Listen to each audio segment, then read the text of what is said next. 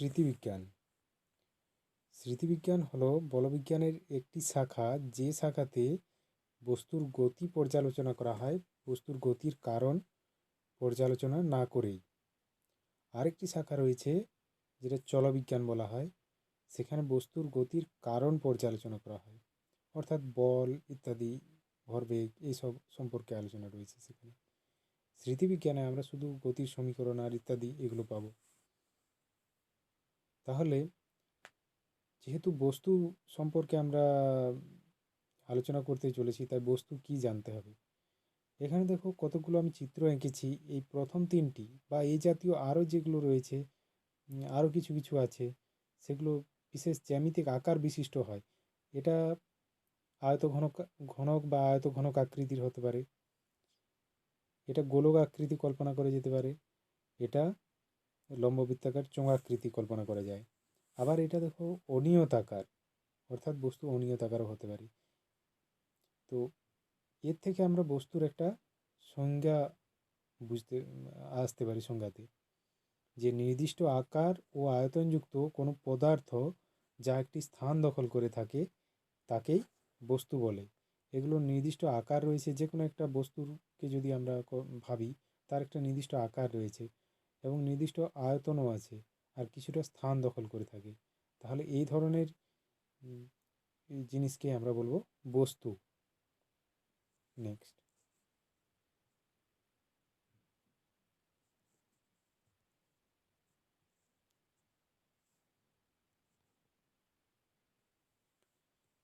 এবার কণা। বস্তুর গতি পর্যালোচনা করার সুবিধার জন্য আমরা অনেক সময় বিস্তৃত বস্তুকে কণা হিসাবে কল্পনা করে নিই এবং সেই কণার গতি পর্যালোচনা করি। তাহলে কণা বলতে কি বোঝায়? না, ভর আছে কিন্তু কোনো আয়তন নেই, এরকম বস্তুকে আমরা বলবো কণা। তাহলে কণাকে বিন্দু হিসাবে আমরা কল্পনা করি। আমরা জানি যে কোনো জ্যামিতিক ফিগার যার কোনো ডিমেনশন নেই, অর্থাৎ কোনো আয়তন নেই, সেটা হলো বিন্দু।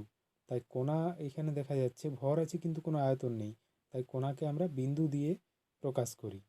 এখানে একটা পয়েন্ট দিয়েছি, এটাকে কণা হিসাবে ভাবছি।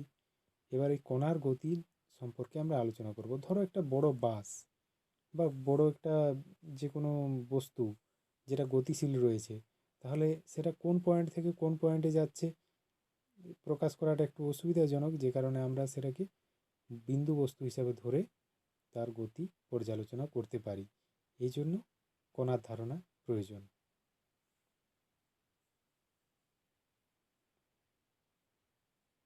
এবার দেখো, বস্তুর অবস্থা সাধারণত দু রকমের হতে পারে। কোনো বস্তুকে আমরা বলি স্থির আছে, আবার কোনো বস্তুকে বলি গতিশীল আছে। তাহলে গাছ, এই ঘর বাড়ি গাছপালা এগুলো ভূপৃষ্ঠের সাপেক্ষে স্থির এক স্থানেই থাকে, এক স্থান থেকে অন্য স্থানে সময়ের সাথে সাথে অবস্থান পরিবর্তন করে না, তাই এগুলোকে আমরা স্থির বস্তু বলি। ঘর বাড়ি গাছপালা হতে পারে, নদী পাহাড় পর্বত ইত্যাদি। আর গতিশীল বস্তু যেগুলো আমরা দেখতে পাই যে ভূপৃষ্ঠের সাপেক্ষে সময়ের সাথে সাথে স্থান পরিবর্তন করছে, সেগুলোকে বলি গতিশীল বস্তু। যেমন গাড়ি, চলন্ত কোনো জীবজন্তু ইত্যাদি। এবার দেখো, কোনো বস্তুর স্থিতি বা গতি পর্যালোচনা করার সময় আমি দুই ক্ষেত্রে বললাম ভূপৃষ্ঠের সাপেক্ষে, কিন্তু যদি আমি ট্রেনের কামরাতে চেপে থাকি এবং ট্রেনটি যদি চলমান হয়, তাহলে আমার সিটের কাছে যদি কোনো বস্তু নামানো থাকে, আমি সেটাকে তখন স্থির বলবো, যে আমার সাপেক্ষে বা ট্রেনের সাপেক্ষে এটা স্থির আছে। অর্থাৎ ট্রেনটা গতিশীল, কিন্তু ট্রেনের মধ্যে অবস্থিত কোনো বস্তু আমার সাপেক্ষে বা আমার সিটের সাপেক্ষে স্থির অবস্থায় আছে, এরকমটা আমি বলতে পারি। আবার দেখা যাবে দুটো পাশাপাশি ট্রেন যদি গতিশীল থাকে, তাহলে একটার সাপেক্ষে অন্যটা সমান বেগে যদি গতিশীল হয়, তো একটার সাপেক্ষে অন্যটা স্থির বলে মনে হতে পারে। তাহলে যে বস্তুর সাপেক্ষে আমরা অপর বস্তুর গতি পর্যালোচনা করছি, সেই বস্তুটার গতির উপর নির্ভর করছে অন্য বস্তুটা স্থির হবে না গতিশীল হবে। এখানে ভূপৃষ্ঠের সাপেক্ষে বিচার করলে গাছটা হবে স্থির বস্তু এবং গাড়িটা হবে গতিশীল বস্তু, কিন্তু অপর কোনো বস্তুর সাপেক্ষে বিচার করলে অন্য কিছুও হতে পারে। ধরো গাছটা এক জায়গায় স্থির আছে, একটা গাড়ি এগিয়ে চলছে, এবার গাড়িতে তুমি চেপে আছো, তাহলে তোমার সাপেক্ষে তুমি যদি গাছের দিকে তাকাও মনে হবে গাছটা দূরের দিকে সরে যাচ্ছে, অর্থাৎ গাছটাকে গতিশীল মনে হবে। আবার এই গাড়িটা এগিয়ে যাচ্ছে, এর পাশে হয়তো আরও একটা গাড়ি বা পিছনে বা সামনেও হতে পারে একটা গাড়ি এর সাথে একই বেগে একই দিকে যাচ্ছে, তখন ওই গাড়ির আরোহীর কাছে এই গাড়িটা মনে হবে যেন স্থির আছে, একটা নির্দিষ্ট দূরত্বে স্থির আছে। অর্থাৎ স্থিতি গতি পুরোটাই হচ্ছে আপেক্ষিক। এটা পর্যবেক্ষণের উপর নির্ভর করছে, কার সাপেক্ষে আমরা ওটা পর্যবেক্ষণ করছি, স্থিতি বা গতি। তো আপাতভাবে কোনো একটা সুবিধাজনক বস্তুর সাপেক্ষে যখন আমরা স্থিতি বা গতি পর্যালোচনা করি, তখন সেই সুবিধাজনক বস্তুটিকে বলি নির্দেশতন্ত্র। এখানে রাস্তা বা ভূপৃষ্ঠ নির্দেশতন্ত্র হিসাবে ধরা হয়। তো ভূপৃষ্ঠের সাপেক্ষে তাহলে এটাকে বলবো স্থিতিশীল বস্তু, আর এটা গতিশীল বস্তু। আর স্থিতিশীল বস্তুর অবস্থাটাই স্থিতি এবং গতিশীল বস্তুর অবস্থা গতি। এবার দেখো নির্দেশতন্ত্র। এখানে গাড়ি এগিয়ে যাচ্ছে, তাহলে রাস্তা এবং ঘরবাড়ি এগুলোর সাপেক্ষে গাড়িটা সময়ের সাপেক্ষে স্থান পরিবর্তন করছে, তাহলে আমি এগুলোকে নির্দেশতন্ত্র ধরতে পারি। কিন্তু সবসময় তো যে কোনো জায়গায় একই ধরনের নির্দেশতন্ত্র আমরা পেতে পারি না। এখানে ঘরবাড়ি রাস্তাঘাট এগুলো নির্দেশতন্ত্র ধরলাম। আবার দেখো, পৃথিবীর গতি আলোচনার জন্য সূর্যকে নির্দেশতন্ত্র ভাবতে পারি, যে সূর্য স্থির রয়েছে। সূর্য যদিও স্থির নয়, সূর্যও ছায়াপথে এগিয়ে চলেছে তার সৌর পরিবার নিয়ে। তো পৃথিবীর গতি পর্যালোচনার জন্য আমরা সূর্যকে স্থির ভেবে পৃথিবীর গতি পর্যালোচনা করি, তাই এখানে সূর্য হলো নির্দেশতন্ত্র। আবার দেখো, চন্দ্রের গতি। চন্দ্রের গতি যখন পর্যালোচনা করি তখন পৃথিবীকে স্থির ধরে চন্দ্রের গতি পর্যালোচনা করি, অর্থাৎ চন্দ্রের গতি পর্যালোচনার ক্ষেত্রে নির্দেশতন্ত্র হলো পৃথিবী। তাই বিভিন্ন ধরনের সিস্টেমের ক্ষেত্রে আমরা বিভিন্ন রকম নির্দেশতন্ত্র ধরাটা বেশ অসুবিধাজনক। তাই আমরা সুবিধাজনক নির্দেশতন্ত্র কতগুলো কল্পনা করেছি। সেই সুবিধাজনক নির্দেশতন্ত্রগুলো এবার দেখো।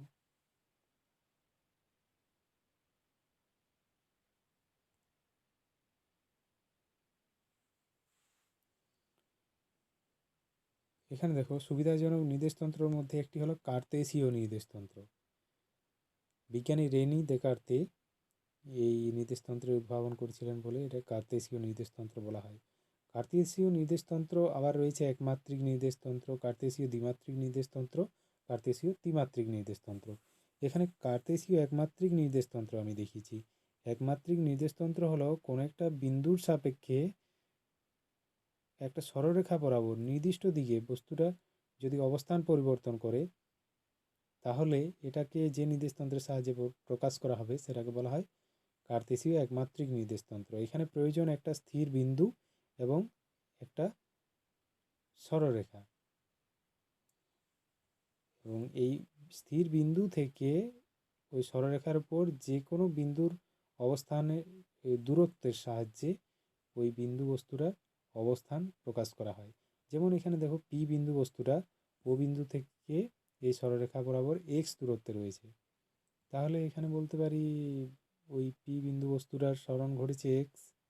এবার সরণ জানলে যদি আমরা সময় জানি, বেগটাও বের করতে পারবো। আবার যদি প্রয়োজন পড়ে সময়ের সাপেক্ষে বেগ পরিবর্তনের হার বের করতে পারবো। অর্থাৎ সরণ, বেগ, ত্বরণ এই সরলরেখা বরাবর গতিশীল বস্তুর ক্ষেত্রে আমরা এই একমাত্রিক নির্দেশতন্ত্রের সাহায্যে বের করতে পারবো। এবার কার্তেসীয় দ্বিমাত্রিক নির্দেশতন্ত্র।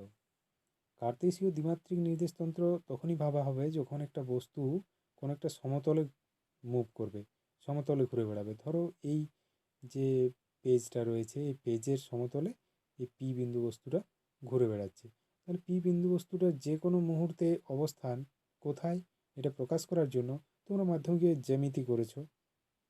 তো জ্যামিতিতে আমরা কি এক্স স্থানাঙ্ক ওয়াই স্থানাঙ্কের সাহায্যে প্রকাশ করতে পারি। তো এক্স স্থানাঙ্ক ওয়াই স্থানাঙ্ক লেখার জন্য এক্স অক্ষ এবং ওয়াই অক্ষ কল্পনা করেছি, ওটাই আসলে কার্তেসীয় দ্বিমাত্রিক নির্দেশতন্ত্র। এখানে দেখো, এক্স অক্ষ এবং ওয়াই অক্ষের মধ্যবর্তী কোণ 90 ডিগ্রি, এরকমটাই তোমরা এঁকেছো। এবার পি বিন্দু বস্তুটার অবস্থান কোথায়, না এক্স অক্ষ বরাবর দূরত্ব যদি এক্স হয় আর ওয়াই অক্ষের দিকে দূরত্ব যদি ওয়াই হয়, তাহলে পি বিন্দু বস্তুটার অবস্থান বলবো এক্স, ওয়াই। আর যে কোনো মুহূর্তে মূলবিন্দু ও থেকে এর দূরত্বটাও আমরা বের করে ফেলতে পারি। ও বিন্দু থেকে দূরত্ব কত হবে না, এখানে দেখো এই যে এটা এটা একটা সমকোণী ত্রিভুজ পাচ্ছি আমরা, এটা যার এই কোণটা সমকোণ। তাহলে এটা যদি লম্ব ভাবি, এটা ভূমি, তাহলে এটা অবশ্যই অতিভুজ, সমকোণের বিপরীত বাহু অতিভুজ। অতিভুজ সমান কত হয়, রুট ওভার লম্ব স্কোয়ার প্লাস ভূমি স্কোয়ার, বা রুট ওভার ভূমি স্কোয়ার প্লাস লম্ব স্কোয়ার। অর্থাৎ এই বাহুটার দৈর্ঘ্য হবে রুট ওভার এক্সের স্কোয়ার প্লাস ওয়াই স্কোয়ার। এটা আমি আবার পরে গাণিতিক সমস্যা দেখানোর সময় দেখাবো। তাহলে আমরা সহজেই এই সরণ মেপে ফেলতে পারি, এই অবস্থানও প্রকাশ করতে পারি স্থানাঙ্কের সাহায্যে, আবার সরণ মূলবিন্দু থেকে সরণ কত সেটাও মাপতে পারি। এবার যদি সময় জানা থাকে তাহলে সরণ বাই সময় বেগ পরিমাপ করতে পারবো। আবার যদি বেগ পরিবর্তনের হার পরিমাপ করতে হয় তাহলে প্রাথমিক বেগ অন্তিম বেগ বের করে তাকে সময় দিয়ে ভাগ করলে আমরা ত্বরণ বের করতে পারবো। অর্থাৎ কার্তেশীয় দ্বিমাত্রিক নির্দেশতন্ত্রের সাহায্যে বস্তুর গতি আমরা গণনা করতে পারছি। যখন বস্তুটা একটা সমতলে ঘুরে বেড়ায়, সমতলে গতিশীল হয়, তখন তার গতি আমরা কার্তেশীয় দ্বিমাত্রিক নির্দেশতন্ত্রের সাহায্যে প্রকাশ করতে পারি। এবার কার্তেশীয় ত্রিমাত্রিক নির্দেশতন্ত্র। কার্তেশীয় ত্রিমাত্রিক নির্দেশতন্ত্রে দ্বিমাত্রিক নির্দেশতন্ত্রে যেমন কোনো একটা বস্তু একটা সমতলে ঘুরে বেড়ালে তার অবস্থা, গতি, অবস্থান, গতি ইত্যাদি আমরা প্রকাশ করতে পারি।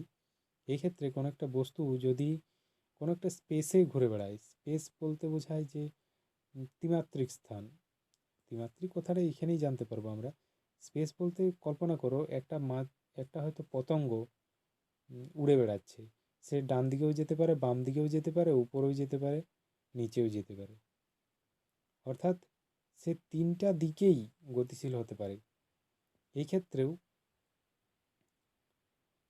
বস্তুটা দেখো, এটা ত্রিমাত্রিক নির্দেশতন্ত্র, এটা একটু কল্পনা করতে হবে। তোমরা বাড়ির যেখানে মেঝে এবং দুটো দেওয়াল এক জায়গায় মিশেছে সেই কোণটার কথা ভাবো। তো রুমের যে একটা কোণ, সেই কোণ থেকে ধরে নাও এটা এই যে এক্স অক্ষ আর ওয়াই অক্ষের মাঝে যে তলটা, এই তলটা মেঝে, এবং এই দিকটা একটা দেওয়াল এক্স এবং জেড, এটা এক্স জেড তল একটা দেওয়াল, আর এদিকে ওয়াই জেড তল একটা দেওয়াল। এবার ভাবো পি বিন্দু হলো এমন একটা বিন্দু, ধরো কোনো একটা পতঙ্গ বা কোনো একটা মাছি উড়ে বেড়াচ্ছে, এই পি বিন্দু থেকে উড়ে বেড়াচ্ছে। তো সেটা সেটা যেদিকে ইচ্ছা যেতে পারবে, সে মেঝের সমান্তরালেও ঘুরে বেড়াতে পারবে, আবার উপর দিকেও যেতে পারবে। অর্থাৎ দেখো, এই অক্ষের সাহায্যে আমরা যদি প্রকাশ করি তাহলে বলতে পারি এক্স অক্ষ বরাবরও পতঙ্গটা গতিশীল হতে পারবে, ওয়াই অক্ষ বরাবরও গতিশীল হতে পারবে, এবং জেড অক্ষ বরাবরও গতিশীল হতে পারবে। অর্থাৎ এটা অবস্থান প্রকাশ করার জন্য বা সরণ প্রকাশ করার জন্য আমরা তিনটা অক্ষ বরাবর দূরত্ব বুঝালেই আমরা বলতে পারবো যে বস্তুটা কতটা সরণ ঘটেছে বা কি। দেখো এখানে এর অবস্থান আমরা কিভাবে প্রকাশ করতে পারি, এক্স অক্ষ, ওয়াই অক্ষ, জেড অক্ষ। তাহলে বস্তুটা ঠিক এইরকম জায়গায় স্পেসে, অর্থাৎ ঘরে যদি হয় তাহলে ঘরের এরকম কোনো একটা ফাঁকা জায়গাতে, ধরো উঠতে উঠতে কোনো একটা জায়গায় তুমি চিহ্নিত করলে এই জায়গাতে আছে। এবার সেই জায়গা থেকে মেঝের উপর যদি আমরা লম্ব টানি তাহলে একটা বিন্দু পাবো, এটাকে বলা হবে লম্ব পাদবিন্দু। এবার এই লম্ব পাদবিন্দু থেকে ঘরের ওই মেঝে এবং দেওয়ালের সংযোগস্থল যে রেখাটা, সংযোগ রেখা, সেই দিকে যদি আমরা একটা সেদিকে রেখাটার উপর যদি আমরা লম্ব টানি, ঘরের মেঝে যেটা, মেঝের এবং দেওয়াল এর সংযোগস্থল যেটা, সেই দিকে যদি আমরা ওই লম্ব পাদবিন্দু থেকে রেখা টানি, তাহলে ওই দেওয়াল এবং মেঝের সংযোগ রেখাকে যে বিন্দুতে ছেদ করবে, অর্থাৎ চিত্রে এক্স অক্ষকে যে বিন্দুতে ছেদ করবে, সেই বিন্দু পর্যন্ত মূল বিন্দু থেকে দূরত্ব, এটা বলা হবে এর এক্স স্থানাঙ্ক। তাহলে দেখো, এটা যদি এক্স স্থানাঙ্ক হয়, এটা একটু কল্পনা করলে বুঝতে পারবে এটা আয়তক্ষেত্র হবে। কারণ আমি ত্রিমাত্রিক ছবি এঁকেছি, তাই তেরচাভাবে তাকাচ্ছি, তাই এটা আয়তক্ষেত্রর কোণগুলো সমকোণ বলে মনে হচ্ছে না, কিন্তু বাস্তবে এটা আয়তক্ষেত্র। কারণ এই লম্ব পাদবিন্দু থেকে এই দিকের সংযোগ যে রেখাটার উপর আমি লম্ব টেনেছি, অর্থাৎ এই কোণটা 90 ডিগ্রি। আবার অনুরূপভাবে এই লম্ব পাদবিন্দু থেকে ওয়াই অক্ষের উপর লম্ব টেনেছি, তাহলে এটাও 90 ডিগ্রি। অর্থাৎ এই নিচের যে ক্ষেত্রটা এটা একটা আয়তক্ষেত্র। তাহলে এক্স অক্ষ বরাবর দূরত্ব এটা যদি এক্স হয়, তাহলে আমি এটাকেও এক্স বলতে পারি। অর্থাৎ আয়তক্ষেত্রের বিপরীত বাহু সমান হয়। তা এটা আমি এক্স লিখিনি, এটাও লিখতে পারতাম। এটা এক্স অক্ষ বরাবর দূরত্ব, এটা এক্স স্থানাঙ্ক, অর্থাৎ এটাও এক্স ভাবতে পারি। আর ওয়াই অক্ষ বরাবর দূরত্ব, সেটা হলো ওয়াই অক্ষ বরাবর দূরত্ব এটা, এই লাল রেখা বরাবর মূলবিন্দু থেকে এই বিন্দু পর্যন্ত যে দূরত্ব, এটা ওয়াই অক্ষ বরাবর দূরত্ব। তো এটাকে আমি ওয়াই দিয়ে প্রকাশ করতে পারি। আবার দেখো এটা যদি আয়তক্ষেত্র হয়, তাহলে এই বাহুটার দৈর্ঘ্য ওয়াই হলে এই বাহুটার দৈর্ঘ্য ওয়াই হবে।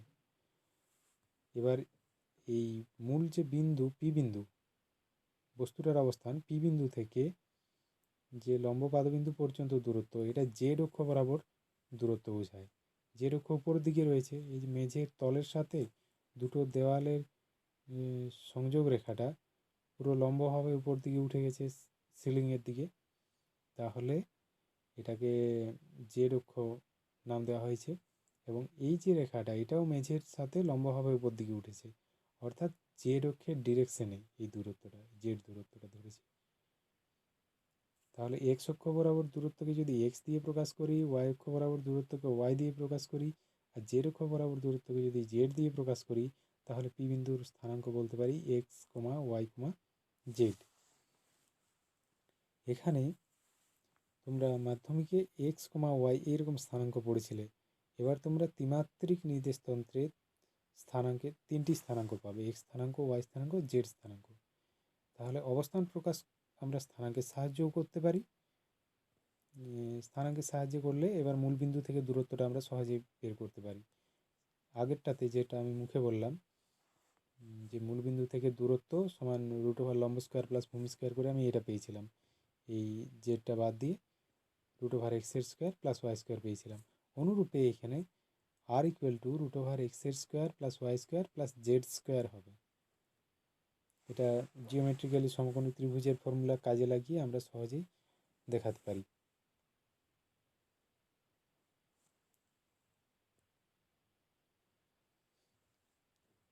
এবার রয়েছে পোলার নির্দেশতন্ত্র। কার্তেশীয় নির্দেশতন্ত্র 3 রকম দেখানো হলো, এবার পোলার নির্দেশতন্ত্র। দেখো পোলার নির্দেশতন্ত্রে এক্ষেত্রেও বস্তুটার গতি সমতলে পর্যালোচনা করা হচ্ছে। এটা এক্স অক্ষ, এটা ওয়াই অক্ষ, কিন্তু এখানে স্থানাঙ্ক এক্স কমা ওয়াই মানে এক্স স্থানাঙ্ক ওয়াই স্থানাঙ্ক এইভাবে লেখা হচ্ছে না। এর অবস্থান প্রকাশ করা হয় মূলবিন্দু থেকে দূরত্ব এবং এক্স অক্ষের সাথে ওই দূরত্ব প্রকাশক রেখাটা যে কোণ উৎপন্ন করেছে সেই কোণের দ্বারা। তাহলে মূলবিন্দু থেকে দূরত্ব যদি আর হয় আর এক্স অক্ষের সাথে বস্তুটা যদি থিটা কোণ করে, তাহলে পি বিন্দুর অবস্থান প্রকাশ করা হবে পোলার নির্দেশতন্ত্রের নিয়মে আর কমা থিটা। এবার কার্তেশীয় নির্দেশতন্ত্রের সাথে এই প্যারামিটারগুলো তুলনা করা যায়। আর এই দূরত্বটা আমরা সহজেই সমকোণী ত্রিভুজের ফর্মুলা কাজে লাগাতে পারি। সমকোণী ত্রিভুজের ফর্মুলা অনুযায়ী এই ত্রিভুজটা এটা সমকোণী ত্রিভুজ, যার থিটা কোণের সাপেক্ষে এটা 90 ডিগ্রি, আর থিটা কোণের সাপেক্ষে ওয়াই দৈর্ঘ্যের বাহুটা হবে লম্ব, এক্স দৈর্ঘ্যের বাহুটা হবে ভূমি। তাহলে থিটা ইকুয়াল টু, না থিটাটা পরে করছি, আর ইকুয়াল টু রুট ওভার লম্ব স্কোয়ার প্লাস ভূমি স্কোয়ার। তো ওই জন্য লিখেছি এখানে আর এর স্কোয়ার দেওয়া হয়ে গেছে, স্কোয়ার হবে না, যেহেতু বর্গমূল করে দিয়েছি তাহলে আর এর স্কোয়ার হবে না।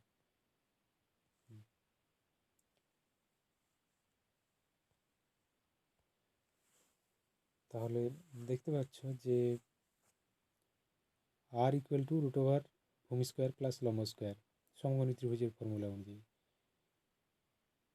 আবার থিটাটা আমরা বের করতে পারি। দেখো এই সমকোণী ত্রিভুজের এই কোণটা যদি থিটা হয়, ট্যান থিটা ইকুয়াল টু লম্ব বাই ভূমি, অর্থাৎ tan theta equal to Y by X হবে।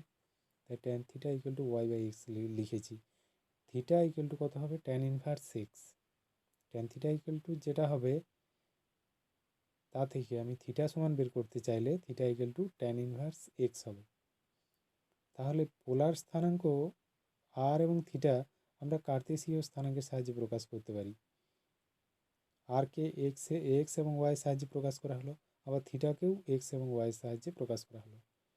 এটাই পোলার নির্দেশতন্ত্রের সাথে কার্তেশীয় নির্দেশতন্ত্রের সম্পর্ক। অর্থাৎ কার্তেশীয় নির্দেশতন্ত্র জানা থাকলে আমরা পোলার নির্দেশতন্ত্র বের করতে পারি। তাহলে উল্টোটা, অর্থাৎ পোলার নির্দেশতন্ত্র যদি জানা থাকে তাহলে কার্তেশীয় নির্দেশতন্ত্র কী করে বের করব? আর কমা থিটা এই মানগুলো যদি জানি তাহলে এক্স স্থানাঙ্ক কত হবে আর ওয়াই স্থানাঙ্ক কত হবে সেটাও দেখো এখানে বের করেছি সমকোণী ত্রিভুজের নীতিকে কাজে লাগিয়ে।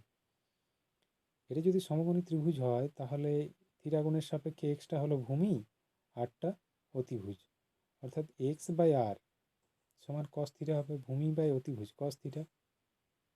তাহলে এখান থেকে x equal to r cos theta পাই। আবার ওয়াই বাই আর, ওয়াইটা থিটা কোণের সাপেক্ষে লম্ব, ওয়াই হলো থিটা কোণের সাপেক্ষে লম্ব, তাহলে ওয়াই বাই আর সমান আমরা পাবো সাইন থিটা, অর্থাৎ Y equal to R sine theta.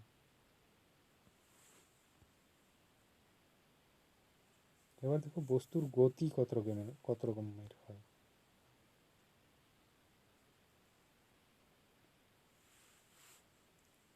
বস্তুর গতি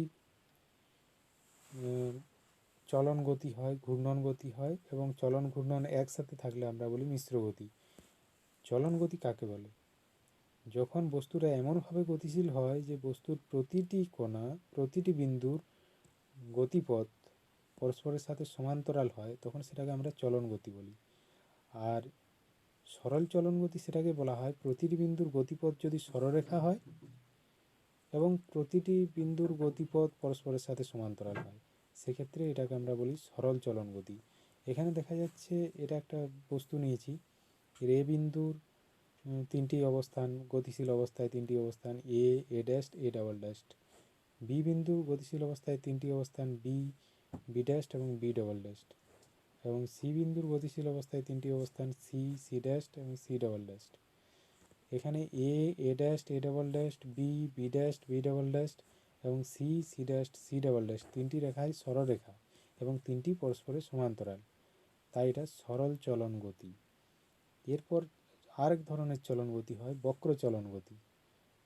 যেমন ধরো এই বস্তুটা, এখানে এই তিনটা পয়েন্ট পরবর্তী সময়ে এই অবস্থানে এসেছে, তার পরবর্তী সময়ে এই অবস্থানে এসেছে। এখানে দেখা যাচ্ছে যে এই যে কোনো বিন্দুর গতিপথটা সরলরেখা না হয়ে বক্ররেখা হয়েছে, কিন্তু প্রত্যেকটি বক্ররেখা একে অপরের সাথে সমান্তরাল, অর্থাৎ প্রতিটি কোণার সঞ্চার পথ পরস্পরের সমান্তরাল, কিন্তু সঞ্চার পথগুলি সরলরেখা নয়, বক্ররেখা, তাই এই গতিটাকে বলা হয় বক্র চলন গতি। এবার ঘূর্ণন গতি। দেখো কোনো একটা বস্তু যখন কোনো ঘূর্ণাক্ষের সাপেক্ষে বা এই বিন্দুটা বলতে পারি ঘূর্ণন বিন্দুর সাপেক্ষে ঘোরে সময়ের সাথে সাথে মানে কৌণিক দূরত্ব অতিক্রম করে, তখন সেই গতিকে আমরা বলি ঘূর্ণন গতি। এখানে দেখো একটা গোলকাকৃতি বস্তু আমরা কল্পনা করেছি, এটা তো এই গোলকাকৃতি বস্তুটা এই যে তীর চিহ্ন দিয়েছে এইভাবে ধরো ঘুরছে, এবং এই হলুদ রেখাটা মাঝখানে, হলুদ রেখাটাকে অক্ষ হিসাবে রেখে এটা ঘুরছে। তো এর অভ্যন্তরে একটা আমি দাগ কেটেছি, ঘূর্ণাক্ষ থেকে প্রান্ত পর্যন্ত একটা রেখা টেনেছি। কিছু সময় বাদে এই রেখাটা ওই পজিশনে চলে যাবে, অর্থাৎ কি এই ঘূর্ণাক্ষে বা ঘূর্ণন কেন্দ্রে একটা কোণ উৎপন্ন করছে, তাহলে সময়ের সাথে সাথে কৌণিক সরণ হচ্ছে, তাই গতিটা ঘূর্ণন গতি। আর এই যে রেখাটাকে মাঝে রেখেও কৌণিক সরণ সম্পন্ন করছে, এটাই হলো ঘূর্ণাক্ষ। এবার দ্বিতীয় এরকম হতে পারে, এক্ষেত্রে ঘূর্ণাক্ষ বস্তুর অভ্যন্তরে অবস্থিত। এবার বস্তুর ঘূর্ণনের যে ঘূর্ণাক্ষ সেটা বস্তুর বাইরেও অবস্থিত হতে পারে। এখানে দেখা যাচ্ছে বস্তুটা এই বৃত্তপথ বরাবর ঘুরছে এবং বৃত্তের কেন্দ্রগামী যে ওই বৃত্তের তলের সাথে লম্ব রেখা সেটাই হলো ঘূর্ণাক্ষ। বস্তুটার কোনো এক মুহূর্তে অবস্থান এখানে, পরবর্তী মুহূর্তে হয়তো বস্তুটার অবস্থান এখানে, তাহলে ঘূর্ণাক্ষে অর্থাৎ ঘূর্ণন কেন্দ্রে সময়ের সাথে সাথে বস্তুটা কৌণিক সরণ সম্পন্ন করছে, কোণ উৎপন্ন করছে। তাহলে এই গতিটাও ঘূর্ণন গতি, আর এটা হলো ঘূর্ণাক্ষ। আবার দেখো বস্তুটা এরকম কোনো একটা রিমের মতো হতে পারে। তো রিমটা যদি এইভাবে ঘুরতে থাকে, তাহলে ঘূর্ণাক্ষ রিমের কেন্দ্র বরাবর এবং রিমের তলের সাথে লম্ব দিকে হয়। আর রিমের পর যে কোনো একটা বিন্দুর অবস্থান কিছু সময় বাদে পরিবর্তিত হয়ে অন্য হবে, অর্থাৎ ঘূর্ণাক্ষে বা ঘূর্ণন কেন্দ্রে কোণ উৎপন্ন করবে, অর্থাৎ কৌণিক সরণ হবে। তাহলে এই ধরনের গতিও ঘূর্ণন গতি। সুতরাং দেখা যাচ্ছে ঘূর্ণন গতির ক্ষেত্রে ঘূর্ণাক্ষ বস্তুর মধ্যেও অবস্থিত হতে পারে, বস্তুর বাইরেও অবস্থিত হতে পারে। আবার এটা বস্তুর মাঝখানে কোনো ফাঁকা জায়গাতেও ঘূর্ণাক্ষ অবস্থিত হতে পারে। এবার দেখো মিশ্র গতি। মিশ্র গতি তাকেই বলবো যে গতিতে ঘূর্ণন গতি এবং চলন গতি দুটোই থাকবে, সেটা মিশ্র গতি। একটা গতিশীল সাইকেল যখন রাস্তা দিয়ে এগিয়ে যায়, তখন সাইকেলের যে কোনো একটা চাকার আমরা লক্ষ্য করলে বুঝতে পারবো যে চাকাটা সামনের দিকে এগিয়ে যাচ্ছে, অর্থাৎ চলন গতি রয়েছে। আবার চাকাটা নিচে ঘুরছে, এই ঘূর্ণাক্ষ বা ঘূর্ণন বিন্দুকে কেন্দ্র করে ঘুরছে, তাহলে এর ঘূর্ণন গতিও রয়েছে, আবার সামনের দিকে এগিয়ে যাচ্ছে, অর্থাৎ চলন গতিও রয়েছে। তাই এটা মিশ্র গতির উদাহরণ। একই রকম পৃথিবীর গতিও মিশ্র গতি। পৃথিবী নিজের অক্ষের চারদিকে ঘোরে, আবার সূর্যের চারদিকে আবর্তন করে। সূর্যের চারদিকে আবর্তনের পথটা উপবৃত্তাকার। তো উপবৃত্তাকার মানে ওর মধ্যে কিছুটা চলন গতিও মিশে আছে। আর পৃথিবীর মধ্যে দুই রকমের ঘূর্ণন গতি রয়েছে, একটা নিজের অক্ষের সাপেক্ষে ঘূর্ণন, আর একটা সূর্যের চারপাশে ঘূর্ণন। দুই রকম ঘূর্ণন গতি রয়েছে। আর উপবৃত্তাকার কক্ষপথের জন্য কিছুটা চলন গতিও রয়েছে। তাই পৃথিবীর গতিও মিশ্র গতি।